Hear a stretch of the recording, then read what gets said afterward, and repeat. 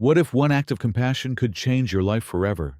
In the heart of a snowy Vermont forest, a young woman stumbles upon a wild animal in agony, a creature most would fear. But instead of turning away, she chooses kindness. What follows is not a fairy tale, but a true story of trust built in silence, of a bond so rare, it leaves even seasoned wildlife experts in awe. Every winter since that day, the bobcat returns, through blizzards, across frozen terrain, to visit the woman who once saved his life. This is their story, the trap beneath the pines. The snow had fallen silently through the night, cloaking the green mountains in a pristine sheet of white. At just 27, Laura Whitman had already grown accustomed to the stillness of Vermont winters. But this morning felt unusually heavy, like the forest was holding its breath. Clad in her worn Carhartt jacket and fleece-lined boots, Laura tightened her scarf and set out from her small log cabin on the edge of the national forest. With a notebook in her pocket and her Nikon slung over her shoulder, she trudged through knee-deep snow, her breath forming tiny clouds as she exhaled. She was a graduate student in wildlife biology, spending her winter break cataloging animal tracks for her thesis. A trail of fresh prints, larger than a house cat's, yet lighter than a coyote's, led her deeper into the pines. They zigzagged awkwardly, as if the animal had limped. Laura followed the trail, each step crunching against the silence. That's when she heard it, a low, guttural hiss, followed by a thrash of snow. She rounded a fir tree and froze. There, not 10 feet ahead, was a North American bobcat, caught in a rusted steel-jaw trap. Its thick, tawny fur bristled as it snarled, ears flattened, teeth bared.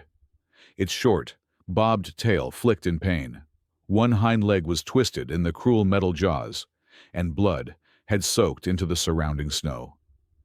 The animal tried to retreat as Laura approached, but collapsed back with a muffled growl. Laura's heart pounded. Her instincts screamed to back away. This was a wild predator after all. But the pain in its eyes outweighed the fear in her gut. She knelt slowly, speaking in a calm, rhythmic voice. "Hey, it's okay. I'm not here to hurt you." The bobcat lashed out once, a warning, but didn't strike. Its energy was nearly gone. Laura reached into her bag for a thick wool blanket, draping it cautiously over the animal's head. It hissed, but didn't resist. Her hands trembled as she pried open the trap, the frozen metal cutting into her palms. The moment the jaws released, the bobcat collapsed entirely. She acted quickly, wrapping it in the blanket and lifting it into her arms. It wasn't light, maybe 30 pounds of pure muscle and bone, but Laura carried it a mile back through the snow to her cabin, each step driven by adrenaline. Inside, she laid the animal near the wood stove on a thick dog bed lined with old towels. She cleaned the wound with hydrogen peroxide and bandaged it as best she could, whispering reassurance the whole time. She didn't know if the bobcat would survive, but something in its golden eyes, flickering with pain, pride, and a strange recognition, told her this wouldn't be the end. The language of wild eyes. The first night was restless. Laura slept lightly on her couch, just a few feet from where the bobcat lay, swaddled in blankets. Every sound, the rustle of claws against the floorboards, the soft growl from under its breath, kept her hovering at the edge of sleep. She'd named him Bristle, after the way his fur stood in jagged tufts whenever she came close. At dawn, she awoke to silence. The fire had burned low, casting an amber glow across the room. Bristle was still, his breathing shallow but steady. His bandaged leg was tucked beneath him, his body curled tightly, like a coiled spring. She approached slowly with a bowl of warm chicken broth. "Easy, boy," she murmured. Bristle didn't move. She slid the bowl beside him and retreated to the kitchen, watching through the edge of her eye. After a few minutes, he sniffed the air, then lapped at the broth in cautious sips. It was the first flicker of trust. The days passed like a quiet dance. Laura worked from her laptop at the kitchen table, glancing up often to check on him. She documented every detail in her field notes: his temperature, wound recovery, appetite, and behavior. Bristle watched her from across the room, his gaze never wavering. He never growled, but he never came close either. She didn't push him. Instead, she spoke to him. About the quiet trees, the long winters, the way her mother used to hum songs while baking pies. Her voice was soft, measured, not for comfort. Laura knew better than to assume wild animals needed coddling, but to remind him she was no threat. Sometimes he twitched his ears when she spoke, and once he blinked slowly, his body relaxing ever so slightly. By the fourth day, Bristle began moving, limping stiffly from one corner of the room to the other. Laura left the cabin door slightly open when she was home, just in case he felt the need to go. But he stayed. He ate raw rabbit meat she thawed from her freezer. He drank fresh water she changed twice daily. And though he never let her touch him again, he no longer shrank from her presence. On the seventh night, a storm rolled in. Heavy wind, snow swirling like white smoke outside the frosted windows. As Laura read by the fire, she glanced over and found Bristle not in his corner, but sitting only a few feet from her, watching the flames. Their eyes met. No sound passed between them, no movement, just understanding. He was still wild. That much was clear. But in that flickering firelight, they were no longer strangers. They were survivors. And when Bristle disappeared 2 days later, leaving behind only a light trail of paw prints in the fresh snow, Laura felt no sadness. She knew, deep in her gut, that it wasn't the end of their story. It was just the beginning, the shadow beside the tree line. The following winter arrived like a memory, silent and slow, draping the Vermont forest in a familiar white hush. Laura had returned to her cabin after the fall semester ended. Her thesis was nearly complete, yet a part of her remained restless, unsettled. She found herself glancing toward the edge of the woods more often than she cared to admit. She wasn't waiting. At least that's what she told herself. It had been nearly a year since Bristle had limped away through the snow-covered trees. He hadn't returned that spring or summer, and Laura assumed he'd gone back to the rhythms of the wild, hunting, roaming, surviving. Still, every time she spotted fresh tracks near the tree line, her heart beat faster. But they were always deer, raccoon, or fox, never him, until the second week of December. It was dusk, and Laura stood on her porch, cradling a mug of cocoa, watching the last of the sun bleed out behind the mountains. The air was still, so still, she almost missed it. The faint movement near the old pine tree, the same one where she used to leave scraps during Bristle's recovery. A shape emerged from the trees, muscular, low to the ground, tail short, ears tufted, body blending into the snow, and bark with ease. Her breath caught. Bristle. He was larger now, stronger. His coat was thick and sleek, his posture proud. He sat beneath the pine, motionless, staring straight at her from about 30 yards away. Laura didn't move. Neither did he. For several minutes, they remained locked in that shared stillness, the woods around them holding its breath, just like last winter. She placed her mug down gently on the porch rail, turned, and walked inside.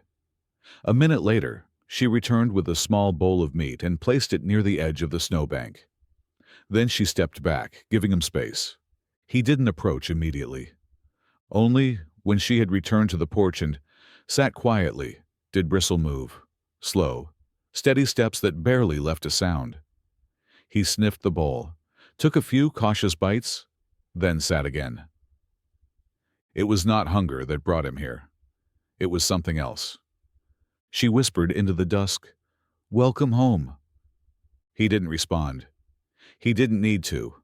For the next half hour, he stayed by the tree. When darkness crept in, and the air dropped to below 10 degrees.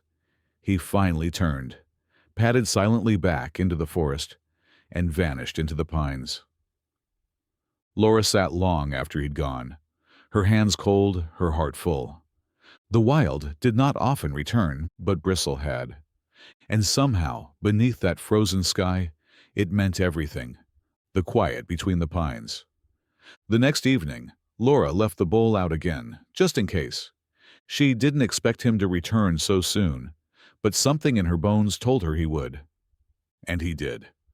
As the last light slipped behind the snow-laden hills, Bristle appeared once more, his silhouette cutting through the soft silver haze of falling snow.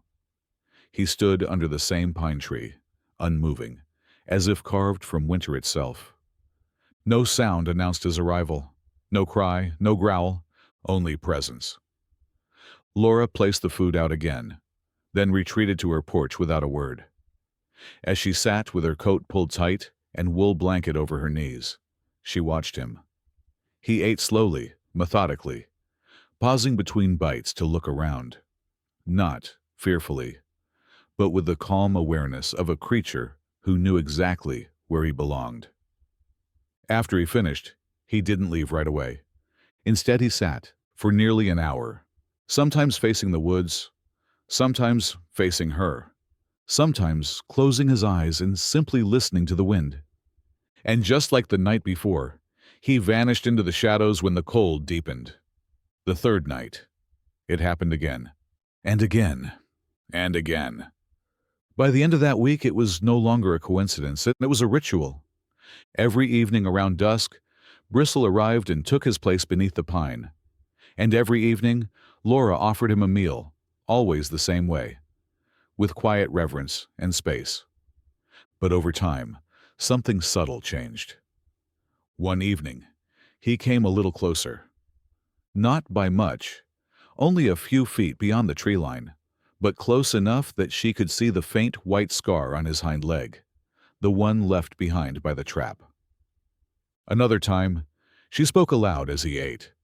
Not words of command or coaxing, but simple things. How the wind sounded that night. What the moon looked like, a silly anecdote from her day, working on data spreadsheets for her thesis. She didn't expect him to respond, but she swore he listened. Sometimes his ears twitched. Once, she caught him tilting his head slightly, just the way dogs do when they're curious. Winter moved on in a slow, steady rhythm, and each evening Bristle returned. Never once did he try to enter the porch or cross the invisible boundary between them. But the silence between them had softened. No longer wary, it had become something sacred. By February, locals in the nearby town had begun to whisper about the ghost of the ridge. A bobcat seen often near Laura's cabin, but never threatening, never lingering where he wasn't welcome. She never confirmed the stories. She didn't need to. For Laura, the visits were more than habit. They were a promise, unspoken, but deeply felt. And as spring neared and the snow began to recede, Bristle came one last evening, sat by the pine for a long while, then vanished for the season. She watched the forest long after he'd gone, because now she knew. He would come again, the man with the shotgun. By the third winter, Bristle's visits had become so consistent that Laura could almost set her watch by him. He arrived like the frost, quietly, unmistakably, and always just before nightfall. But not everyone welcomed the return. A half-mile down the trail from Laura's cabin, a new neighbor had moved into a weathered ranch house that had sat vacant for years. Brian Hackett, mid-40s, heavy-set with a permanent scowl carved into his sun-wrinkled face, was a former logger turned part-time farmer. He didn't trust much, and he trusted wildlife even less. The first time they spoke was over a busted fence. Laura had come to check her trail cams when she spotted him swearing under his breath, hammering boards back into place. "Porcupines?" she asked gently. He glanced up, grunted. "Number damn cat." She froze. "Cat?" He jabbed a thick finger toward the trees. Big one. Bobcat. Saw it 2 nights ago creeping around my chicken coop. Lucky I had the shotgun inside. Laura's breath hitched. Did it get anything? Nah, not yet. He stood upright, wiping his hands on his jeans. But if it comes sniffing again, it'll regret it. She tried to keep her voice even. It's probably just passing through. They don't usually go after livestock unless food's scarce. Brian narrowed his eyes. You're that grad student, right? From the cabin up the ridge? She nodded. He snorted. Figured. Always feeding the critters. You let wild animals get too comfortable with humans. They stop knowing what fear is. That's when they get dangerous. She opened her mouth to argue but closed it again. The way he looked at her, like someone who'd already made up his mind, told her there was no point. That night, Bristle didn't come. Nor the next. On the third day, Laura hiked to the pine with a flashlight and found a small patch of disturbed snow. No blood, no fur, but drag marks, like something had been chased. Her chest tightened. The thought of Brian stalking the woods with a loaded weapon sent a chill deeper than the snow ever could. The next morning, she knocked on his door. He opened it with a mug in hand. Something wrong?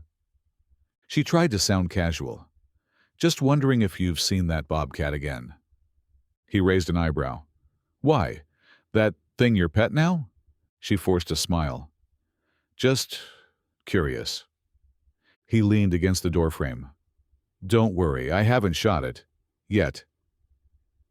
He closed the door before she could say another word. As Laura walked back up the trail, her hands balled into fists inside her coat. Bristle wasn't a pet. He wasn't tame, but he mattered. And now he was in danger.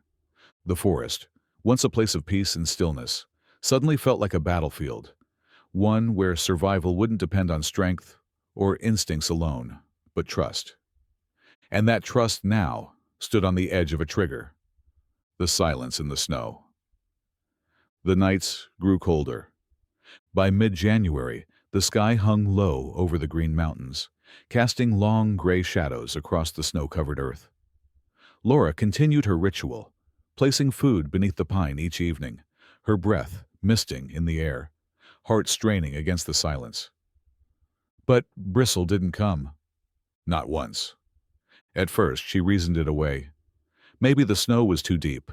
Maybe he'd found food elsewhere. Bobcats didn't follow routines like dogs, she reminded herself. They were wild creatures, independent, unpredictable. Still, something didn't sit right. By the 5th day of his absence, Laura couldn't hold back the worry clawing at her chest. She strapped on her snowshoes, layered in flannel and wool, and began to follow the usual trail. First toward the pine, then deeper into the woods. A dusting of fresh snow had blanketed the land overnight, softening tracks and muting sound. She moved slowly, scanning the ground, the trees, every twitch of shadow. After nearly an hour, she spotted something odd along a ridgeline near the property boundary, just below Brian Hackett's fence.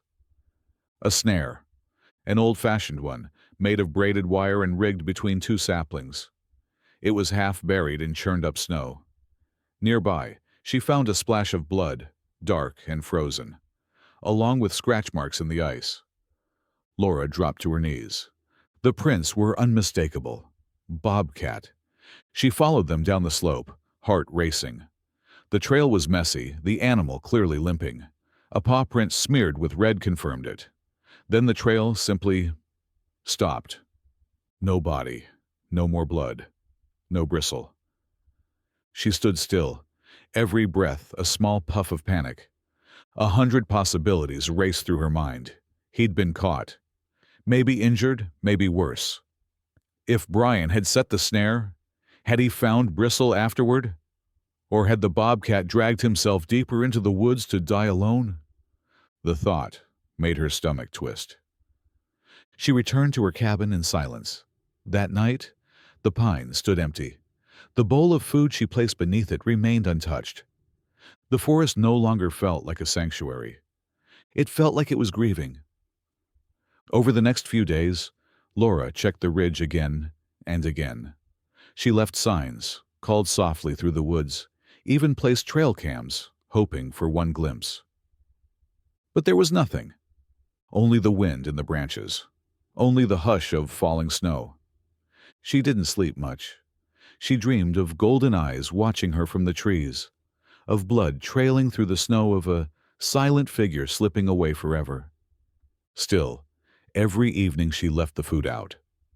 Not because she expected Bristle to return, but because she couldn't bear the thought of him trying to, only to find nothing waiting. Because hope, like trust, didn't die easily in the cold. It just waited. And Laura would keep waiting, no matter how long it took. The blizzard, with no name. The storm rolled in without warning. It started as flurries, delicate flakes twirling through the early February sky like feathers. But by nightfall, the wind was howling and the snow had turned to a blinding wall, erasing the trees, the trail, and even the horizon itself. Laura hadn't seen a forecast like this. The local radio called it a sudden Arctic anomaly. By morning, the power was out, and the drifts had already reached her windows. She piled extra logs into the wood stove, layered up in wool socks and 2 flannel shirts, and rationed the little propane she had left for the emergency lantern. Her cabin groaned beneath the weight of snow piling on the roof. Outside, the world vanished. By the second day, the food in the fridge had begun to spoil. The pipes were close to freezing, and she was running low on firewood. She knew what that meant. Around midday, wrapped in her heaviest coat and fur-lined gloves, she forced open the back door and stepped into a swirling world of white. Snow reached her thighs in some places. The wind stole her breath. Every step toward the woodshed was a battle. It stood only 60 feet from the cabin, but it might as well have been a mile. She had to shovel each step forward with her boots, carving a path through the drifts with her legs. By the time she reached the shed, her fingers were numb inside her gloves. She stacked an armload of logs against her chest and turned. Her foot slipped. It happened fast. One sharp twist, a sudden burst of pain, and she was down. The logs spilled across the snow, rolling like marbles in the wind. Laura gasped. Pain lanced through her ankle like fire. She tried to stand, collapsed. Again. Her vision swam with cold and pain. The storm roared around her, white spiraling in every direction. She screamed for help, though she knew no one would hear. There were no neighbors for half a mile, no cell service in the storm. The snow soaked through her jeans. The wind tore at her hood. Her breath came out in shallow bursts. Her cabin, her only warmth, stood just yards away. But it might as well have been on the moon. She lay in the snow, shivering violently, blinking ice from her lashes, heart pounding with fear. This couldn't be it. Not like this. She gritted her teeth and tried again, dragging herself an inch. Another. Her arms trembled, her ankle throbbed. Then, a sound, crunching. Something moving through the snow. She stopped, listened. And then she saw it, just beyond the shed. A shape moving toward her, slow and certain. Muscular, familiar. Her breath caught. "Bristle," she whispered. The wind screamed, but the shadow came closer. Golden eyes, tufted ears, a bobbed tail. He had returned. The eyes that found her. For a moment, Laura thought she was hallucinating. The cold had blurred her vision, her thoughts scattered like the snow flurrying around her face. But the figure pressing through the white wasn't a trick of the storm. It was Bristle. He moved with caution, his body low and steady, fur rimmed with snow. His eyes locked onto hers, with that same old intensity. Wild, unreadable, yet familiar in a way no words could explain. Laura tried to lift herself, but the pain in her ankle screamed, pinning her to the ground. Her body trembled violently now, the cold leaching into her bones. "Hey," she rasped, her voice barely audible over the wind. "You came back." Bristle padded closer, stopping just feet from her.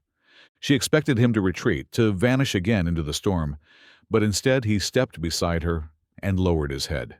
His breath puffed warm and steady against her cheek. Then he did something she never imagined.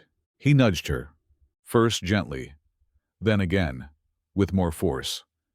His thick shoulder pressing beneath her side, as if urging her up. She blinked in disbelief. "Are you trying to help me?" Another nudge, another grunt. Driven by the faint flicker of hope and the desperation to survive, Laura reached out and grabbed a low-hanging branch from the shed. Using it as leverage, she hoisted herself halfway up, her injured foot dragging uselessly behind. Bristle didn't run. He didn't move away. He stayed beside her, with one hand on the branch and the other clutching her coat. She began to crawl. Inch by painful inch, she made her way toward the porch. Every few feet, Bristle paused, then walked forward again, never more than a few steps ahead, guiding her, guarding her. The journey felt endless. But finally, the edge of the porch loomed into view. She used the bottom stair to pull herself up, collapsing onto the welcome mat with a sob of relief. She reached out and pushed open the cabin door, the warmth from the stove wrapping around her like a miracle. Just before she slipped inside, she turned back. Bristle stood at the edge of the snowbank, his fur dusted in ice, eyes fixed on her. He didn't try to follow.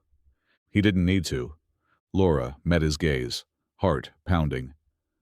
"Thank you," she whispered. He blinked slowly. Then, as silently as he had arrived, he turned and disappeared into the swirling storm. That night, as Laura lay beside the fire, bundled in every blanket she owned, her leg wrapped in an emergency splint, tears slid silently down her cheeks. Not from pain, not from fear, but from something deeper. A kind of awe, the understanding that something wild and wordless had seen her, chosen her, and returned when she needed him most. Bristle had remembered. He had come back, and in the silence of the storm, he had saved her life. The shift in the timber.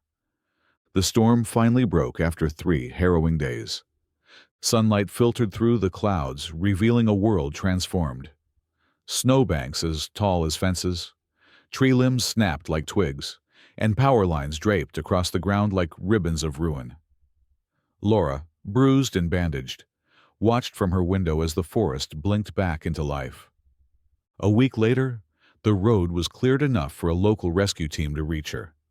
They insisted on taking her to a clinic in town, but not before she asked one of them to retrieve her trail camera from the pine.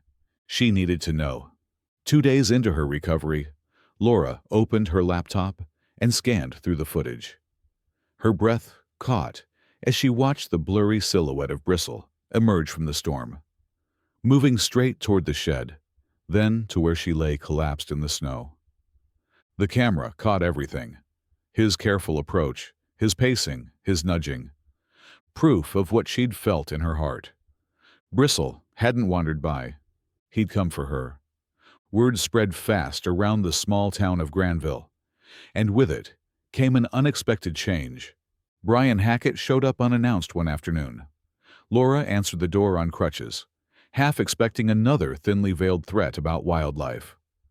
But instead, he held out a steaming thermos. "Figured you might want some coffee," he said, shifting awkwardly on his boots. Laura blinked. "Thanks." He handed it over, then cleared his throat. "Heard you were stuck out there. The Bobcat came back, huh?" She nodded slowly. He did. Brian looked down, his face taut with something that almost resembled shame. "I saw him too. A few days before the storm. Was out back, checking on my fence when I spotted him. Sitting under your tree." His voice dropped. Didn't look dangerous, just calm. There was a long pause. "I took the snares down," he muttered. All of 'em. Don't need 'em anymore. Laura's eyes widened. You did? Yeah, and I was thinking. He scratched the back of his neck. Maybe we could set up one of them wildlife camera rigs like yours. Let folks around here see what's actually living out there. She smiled. I'd like that. It started with one camera, then a small town hall talk, then a Facebook group called Pine Ridge Wildlife Watch, where residents shared sightings of deer, foxes, and even rare lynxes. Bristle became the unofficial mascot, known by locals as the Ghost of Granville. They never tried to tag him, never tried to follow him. Laura made sure of that. Some things needed to remain untouched, wild yet known, feared yet respected. And as the town grew quieter and the snow began to melt, Laura looked out each evening, coffee in hand, toward the edge of the woods. She didn't always see him, but she always left the bowl out. Because sometimes peace doesn't arrive with celebration or fanfare. Sometimes it starts with one man taking down a trap, the paw print in spring. The fourth winter came. The pines stood tall, draped in snow, and the cold once again settled over Granville like a familiar hush. Laura returned to her cabin after finishing her graduate degree, now working remotely on a conservation initiative. Her days were busy with data, meetings, and grant reports, but every evening she still made time for a ritual that never changed. A walk to the pine tree, a bowl of fresh meat placed carefully beneath the snow-covered boughs. A quiet moment, standing in stillness, waiting. But that winter, Bristle didn't come. Not in December, not in January, not even after the coldest stretch in February, when the trees crackled and frost coated the windows in delicate ice patterns. Laura said nothing to the neighbors. She kept up the ritual, always hoping. But with each empty night, her heart sank a little deeper into silence. The wild was unforgiving. She knew that. Even a strong animal could fall to injury, illness, or time. Bristle had been a young adult when they met. That had been 4 years ago. She told herself not to mourn too soon. But the grief had a way of sneaking in, gentle but constant. Then came the thaw. The first buds appeared on the birch trees. Streams melted into motion. Songbirds returned, filling the air with notes of life. One soft morning in late March, Laura took her usual walk to the tree. She brought no bowl that day, only a thermos of coffee. She wasn't expecting anything. She simply wanted to say goodbye. But when she reached the pine, she froze. There, pressed into the wet soil at the base of the tree, was a single paw print. Not large, no more than 3 inches wide, but fresh, clear. A bobcat's. She knelt beside it, her breath caught between disbelief and hope. The edges were sharp, recent. The size was smaller than Bristle's had been. But the shape, those strong pads, the spacing of the toes, it was unmistakable. She scanned the tree line. Nothing, just forest. And yet, she felt it again. That electric pull, the sense of being watched, not with threat but with memory. Laura stood slowly, her gaze lingering on the branches. She whispered, "Are you his?" There was no answer, just a gust of spring wind rustling the pines. A new generation, maybe, or a wandering cousin. But something wild had come to the place Bristle had once claimed as his own. Laura smiled. She didn't need confirmation. Not really. Some bonds leave echoes, soft traces in the snow and soil, and in the hearts of those who choose to see. She left that spot quietly, the coffee in her hands growing warm again. Behind her, the paw print remained. Like a promise. Some friendships don't need words. Spring unfurled over the green mountains with quiet determination. The ice retreated, the brooks gurgled with melted snow, and the pines stretched green fingers toward a gentler sun. Life, in all its quiet forms, had returned to Granville. And so had Laura's peace. She still walked to the pine tree every evening. Sometimes she brought food. Sometimes she brought nothing at all. What mattered was the ritual, the space she made, not out of expectation, but out of remembrance. Bristle had taught her that. That true connection doesn't always ask for proof. It doesn't demand presence. It lives in the act of care, the memory of stillness shared, the mutual decision to trust across a divide that should have been impossible. He was gone now, whether to time, to the forest, or simply to the unknowable paths of nature, she didn't know. But his legacy lingered in every track she followed, in every wild eye that watched her from the shadows. She saw him in the lynx that crossed her trail last week, in the bobcat print at her doorstep this morning, in the golden light that hit the pines just right each dusk. Bristle had never been hers, but somehow he had made her his. The townspeople still told stories. Some swore they'd seen him late at night near the river. Others claimed he was long gone. A few, like Brian, simply nodded and said, "He was real." That's enough. Laura never corrected them. She didn't need to. Instead, she poured her experience into her work, now leading a small wildlife research and education program across Vermont. She spoke at conferences, visited schools, and built digital platforms to teach about the intelligence and emotional depth of wild animals. In every presentation, she spoke of trust, of Bristle, not as a pet, not as a myth, but as a reminder that sometimes the most meaningful friendships are wordless. They exist in a glance across the snow, a returned visit, a paw print by your door. That animals too feel, choose, remember, and in rare, extraordinary cases, return love for mercy.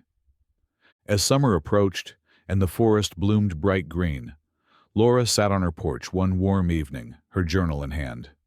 Fireflies flickered in the treetops. Owls called from afar. She looked to the pine one last time before going inside.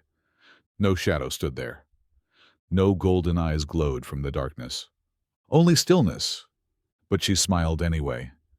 Because once, in the dead of winter, when her world had narrowed to one desperate breath in the snow, he had come for her. And now, with every step forward, she carried him with her, not as a memory, but as part of the rhythm of her life. Some stories don't need an ending, just a trace in the snow, and a heart that remembers. What Bristle and Laura shared wasn't just an encounter. It was a quiet testament to the power of compassion, even when it's unreturned, unspoken, or unseen. This story reminds us that the smallest act of kindness can echo far beyond what we imagine. When you choose empathy over fear, patience over control, and trust over suspicion, something beautiful, We often believe that true connection must be loud, visible, or constant. But Bristle showed us that loyalty can arrive in silence. Love can walk on four cautious paws. And sometimes, the ones we save us right back. At Paw Prints and Stories, we believe in these moments. The ones that change a life, not with fanfare, but with a paw print in the snow. If this story moved you, stay with us. Subscribe, not just to our channel, but to the belief that animals have hearts, memories, and choices too. Now we leave you with a question. Who might be silently watching you from the edge of your world, waiting for a moment of mercy?